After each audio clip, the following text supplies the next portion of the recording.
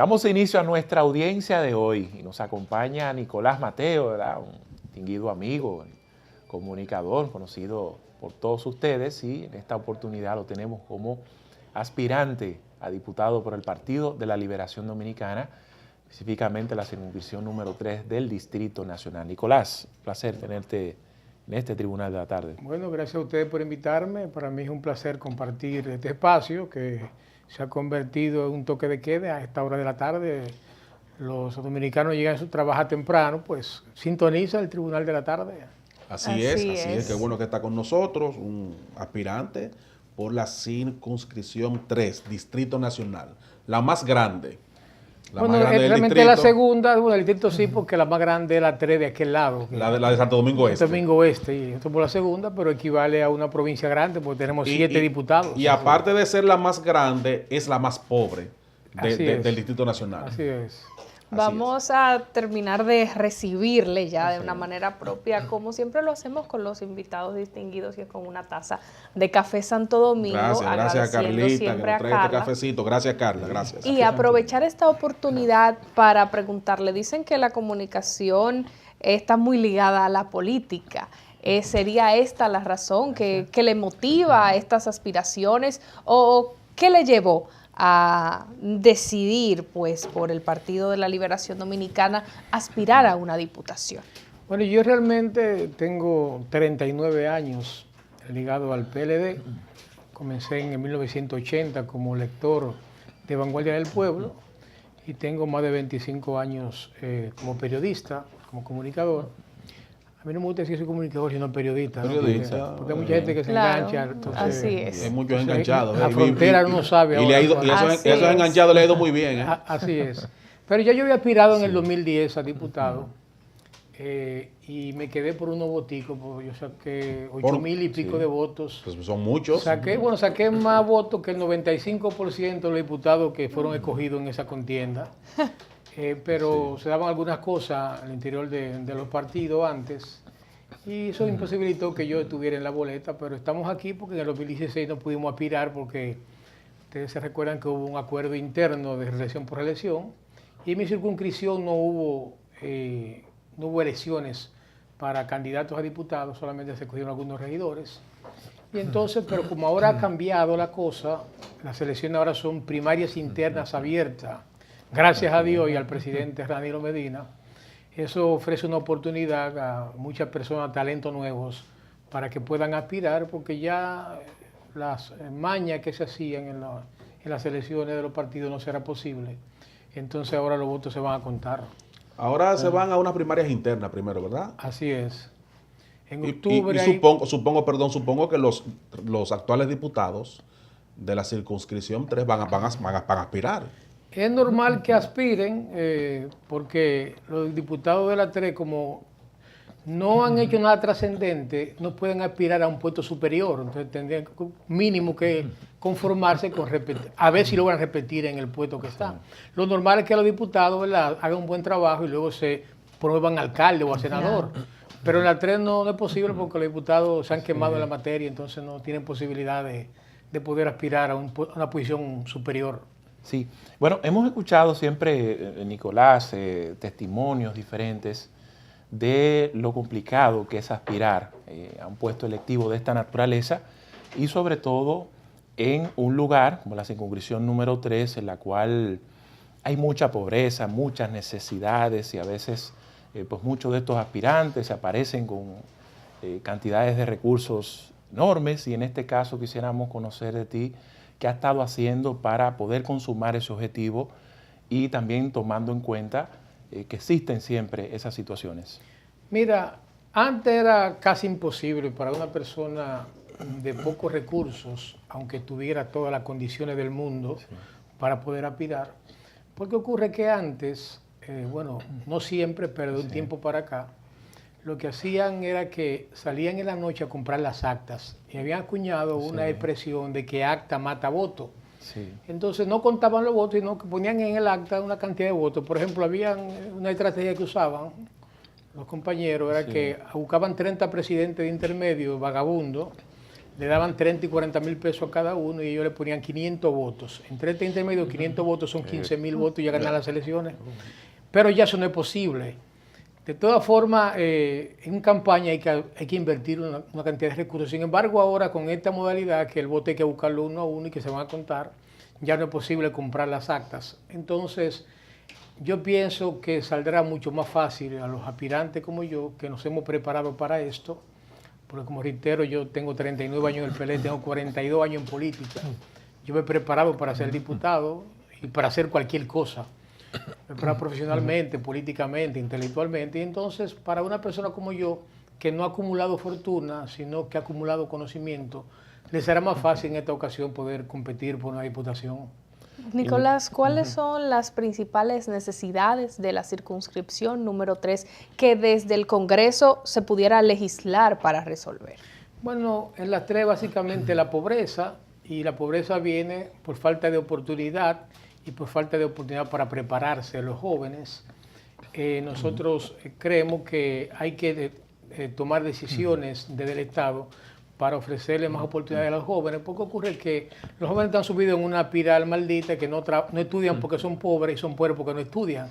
Entonces hay que procurar ofrecer las oportunidades para que los jóvenes se preparen y puedan insertarse en el mercado laboral. Por tanto, estamos promoviendo, y vamos a promover desde el Congreso, de que se puedan hacer algunas acciones que permita generar empleos en la zona, y vamos a hacer diligencia al Estado para que puedan construirse más centros educativos técnicos, más politécnicos en la circunscripción, que aunque una ciudad grande tiene 300 y pico de mil habitantes, solamente tiene 3 politécnicos en su área, cuando entendemos que va a haber mínimo 10. Y entonces eso va a ser una de las luchas que vamos a librar. Pero además tenemos un proyecto fundamental que se llama la Ley de Fomento a la Empresa Comunitaria. Eso es que la ley va a permitir crear empresas que sean comunitarias, o sea, no de nadie en particular, sino de la comunidad. Por ejemplo, organizar empresas comunitarias alrededor de las escuelas, de tal forma que estas empresas estén conformadas por los padres de los hijos de la escuela. Y entonces, en vez de comprar el desayuno escolar a una empresa que tenga Acueco, Tecnaco, que le compre el desayuno escolar a los propios padres de los hijos de la escuela, de tal manera que es una garantía de que el desayuno tendrá de calidad, será un buen desayuno. Eso va a generar empleo en la zona, en los barrios, y además de eso va a generar un cierto dinero que no va en beneficio de un ciudadano, sino en beneficio de la comunidad, de tal manera que esa plusvalía, esa ganancia que genere la empresa comunitaria pueda ser utilizado para construir pequeñas obras que la comunidad necesita. No, está aspirando, Nicolás, por el PLD, ¿verdad? Que es tu partido, una organización que en estos momentos se encuentra en una incertidumbre en términos políticos, el cual no se ha definido cuál podría ser su norte en cuanto a las candidaturas presidenciales. Por un lado tenemos la corriente de Leonel, que busca su retorno. Hay un sector importante que quiere que Danilo Medina se quede, mientras otros precandidatos también plantean una tercera vía y están en las calles movilizándose. En medio de todas estas circunstancias que está viviendo esa organización política, ¿tú qué opinas de la misma? Y si pues se está apoyando a alguien en particular. Pero lo primero, que yo soy un hombre del presidente de la República, los que somos de verdad danilistas, porque hay gente que está con Danilo y hay gente que son danilistas. Los que somos danilistas de verdad estamos esperando que el presidente tome una decisión sobre lo que va a hacer, si va a procurar una nueva reelección o no. El partido está viviendo un proceso interesante, pero que lo ha vivido anteriormente. Cada vez que el PLD tiene un proceso, la gente vaticina tormentas y finalmente no cae ni un chubasco. Fíjate que este proceso que vimos aquí lo vivimos en el 2007, hubo un enfrentamiento entre los dos grandes líderes del PLD. Cuando Danilo perdió, la gente apostaba que Danilo iba a dejar al partido, o por lo menos que iba a hacer perder a Leonel en las elecciones. Sin embargo, todos los danilistas comenzamos a trabajar por Leonel y finalmente Leonel se reeligió en el 2008 y el partido fue unificado a las elecciones. En el 2011 había un escarceo porque el presidente Fernández se reeligiera. Buscaron 2 millones de firmas para convencerlo de que se buscara reelección, de que desconocía su propia constitución, la que él hizo en el 2010 para que buscara una nueva postulación. Eso no fue posible. Luego tiraron a Rafael Albuquerque para ver si podían contrarrestar a Danilo. Tampoco fue posible, luego inventaron con Margarita. Finalmente Margarita tuvo que retirarse porque ciertamente no iba a ganar, pero podía crear un conflicto en el PLD innecesario que sí podía provocar la pérdida del poder, y Danilo fue el candidato. Cuando Danilo fue el candidato, entonces decían que Leonel no iba a apoyar a Danilo, que el PLD iba a perder porque Leonel no iba a hacer nada para que ganara. Sin embargo, Leonel trabajó más por Danilo en esa campaña que lo que trabajó por él en la anterior. Y finalmente Danilo ganó. Y en el 15 ocurre nuevamente que hay escarceo porque Leonel quiere ir. Danilo, aunque no estaba en eso, la realidad dijo que debía ir porque tenía una aceptación de 85%, 83% de los PLDistas decía que debía reelegirse y el 72% de la población decía que debía reelegirse. Finalmente se modificó la Constitución y fue. Igual mucha gente pensó que Leonel no iba a hacer nada por él y Leonel trabajó con su gente por Danilo y ganamos nuevamente las elecciones. ¿Qué va a pasar ahora? Igual, el PLD va a coger un candidato el 6 de octubre y el candidato que coge el PLD vamos a marchar todos con él hacia la victoria como ha pasado porque no hay oposición. Cuando miden los partidos, el PRM, o el PRM, nosotros decimos PRM humorísticamente, el PRM no ha pasado de 35% en las encuestas, que fue lo que sacó en las elecciones del 16, de tal manera que no ha generado ninguna simpatía nueva, los candidatos tampoco aumentan, entonces todos parece ser que el PLD será nuevamente gobierno en el 20, porque cuando hacen las encuestas tiene más del 50%. De aceptación como partido, y para un candidato ganar es fundamental tener una plataforma grande que lo aupe. O sea, aquí no se gana con un candidato bueno, sino con un partido grande. Claro, si el candidato es bueno, entonces es un valor agregado que tiene, pero fundamentalmente hay que tener un partido grande, y entonces el partido grande de este país es el PLD, que va a cumplir 20 años ganando elecciones y todo parece indicar que seguirá por 4 años más a partir del 2020. Vamos a una pausa, pero entonces cuando retornemos, usted que ha estado en contacto con la gente de la circunscripción 3, me imagino que usted ha estado visitando. Así es, estamos en ese... Casa por casa, sobre todo a los dirigentes. Pero respóndamelo después cuando retornemos. Sí, le han manifestado algún tipo de descontento con los actuales diputados que los representan. Sí, que tienen ya como 3 periodos. Claro que sí. Algunos de ellos. Hay una amiga mía que tiene 4 periodos. 4 ahí, sí. Va para 22 años. Oye, va para 22. Pero es amiga mía, ¿eh? Hay un amigo nuestro que decía que el diputado que no se muda, que no se tiene muda, también. no, vive ahí. Vive seguro. Sí, porque cuando yo entrevistaba, él me daba el PID y me llevaba a mi casa, al Luperón, y de ahí seguía para la de él, para el Simón Bolívar. No se muda. ¿Cómo? Vamos a la pausa.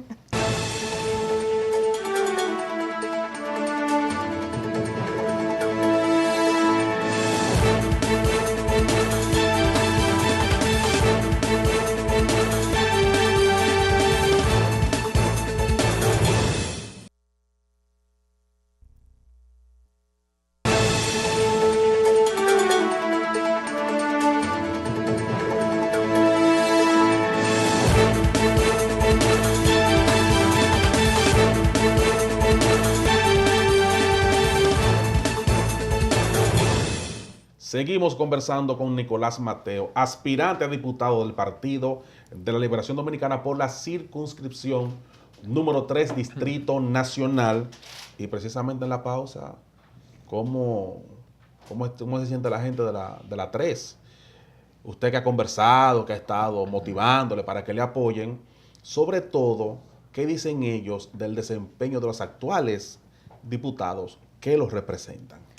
Bueno, la opinión generalizada de los diputados es que no han hecho absolutamente nada, no solamente lo del PLD, sino de todos los partidos, de la oposición tampoco. Realmente aquí en la capital el desempeño de los diputados es muy pobre y me voy a reducir a la 3 porque es mi suscripción y donde yo estoy aspirando. Ocurre que los diputados de la 3 nunca han hecho ninguna acción que favorezca a la colectividad. Hacen acciones sociales que favorecen a sus partidarios, reparten cositas, y entonces entienden que ya con eso es suficiente, pero realmente nunca han sometido un proyecto de ley que beneficie a la colectividad, pero nunca han hecho nada para convocar a las comunidades, a la junta de vecinos, a las iglesias católicas y evangélicas para escucharla y ver qué quieren y caminar con ellos en procura de soluciones. Por eso los problemas se acrecientan.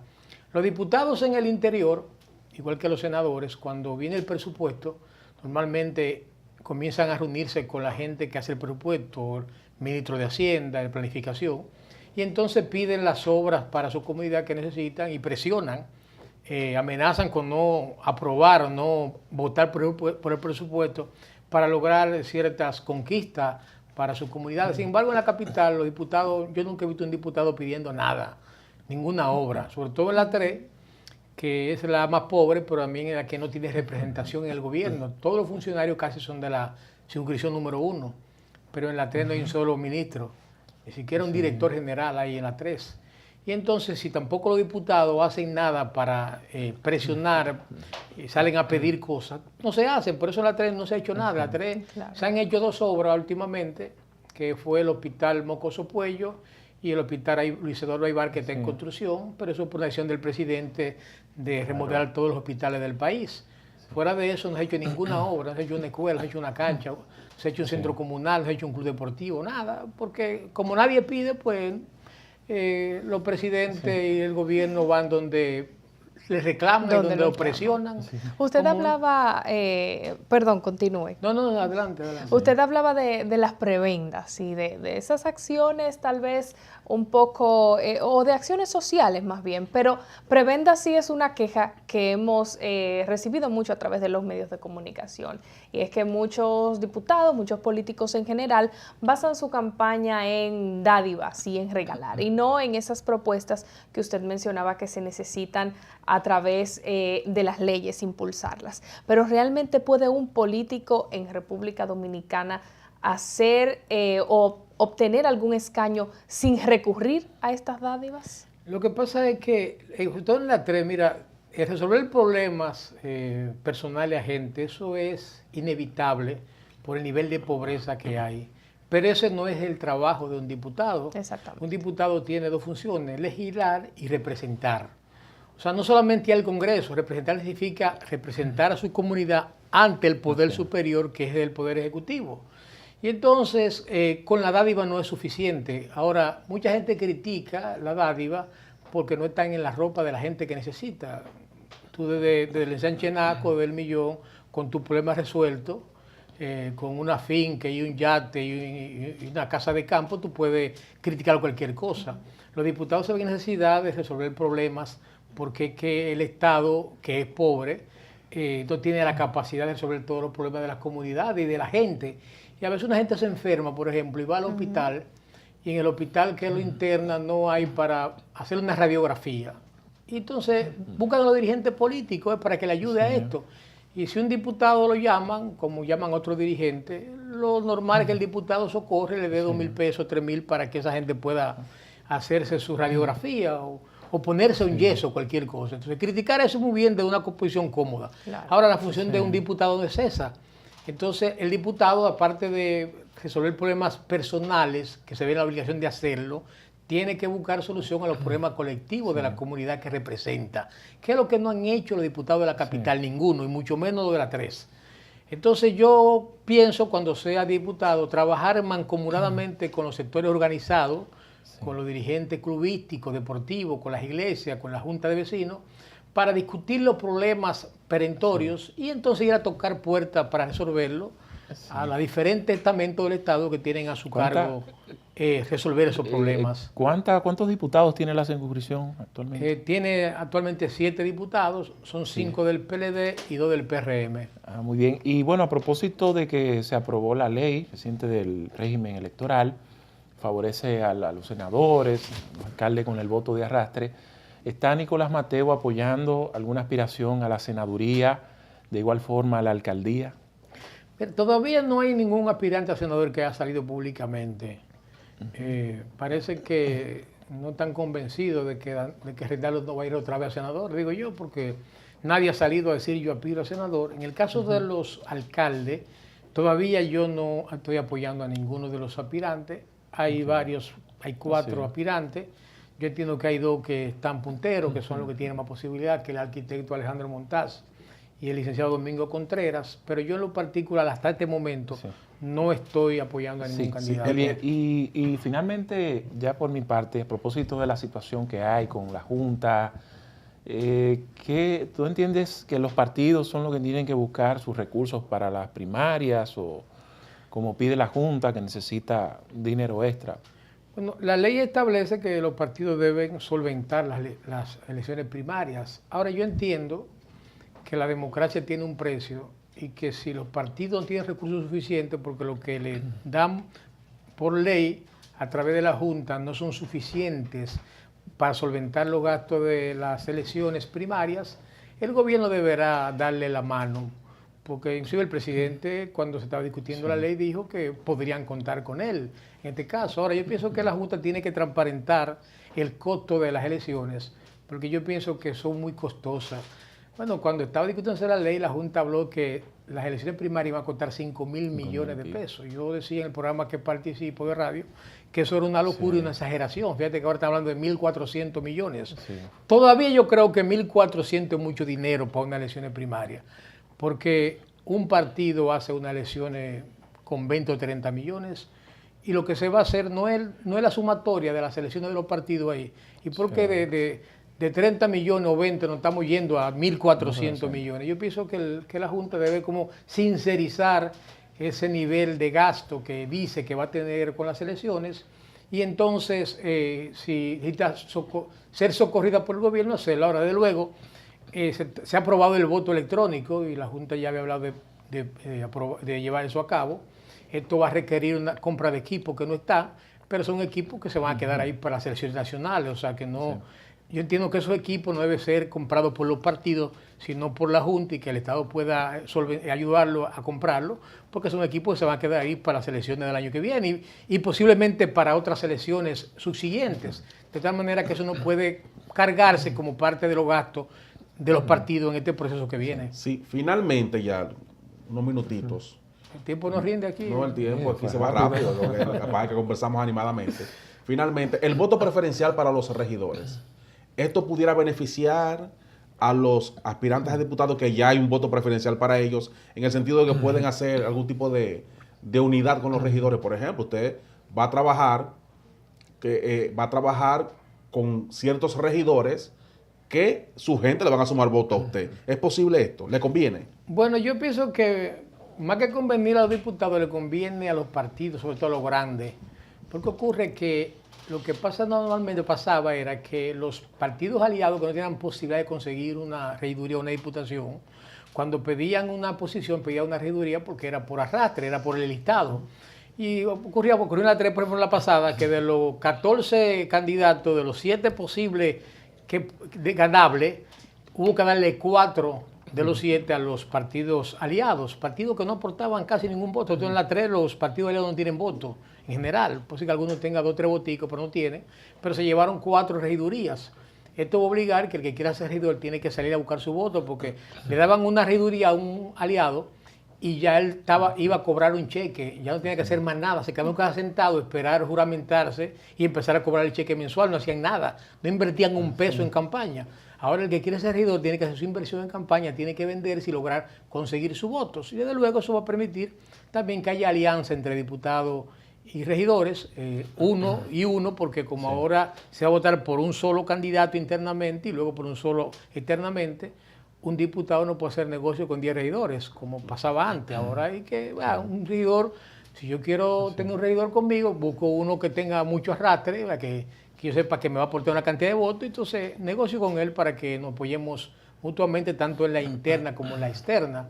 Pero yo creo que es positivo para los partidos y para la democracia que el voto preferencial se aplique también a nivel de los regidores. Bueno, agradecerle infinitamente que nos haya acompañado en este tribunal de la tarde. Estuvo con nosotros el aspirante a diputado por la circunscripción número 3 por el Partido de la Liberación Dominicana, Nicolás Mateo, a quien le deseamos muchísimo éxito en sus aspiraciones y que pueda retornar al tribunal de la tarde más adelante para seguir conversando y luego cuando tenga la diputación, si Dios así lo desea. Bueno, estaremos siempre disponibles, esperemos que ustedes también me inviten a participar con ustedes aquí en este programa que me ha gustado bastante el ambiente que se respira aquí. Bueno, muy bien. Así Le damos es. las gracias a Nicolás Mateo, aspirante a diputado por la circunscripción número 3 del PLD. Nosotros vamos a hacer un contacto, nos queda mucho contenido en el círculo de espera Arístides Marte, tenemos que hablar de tecnología y también de deportes con Cristian Rojas.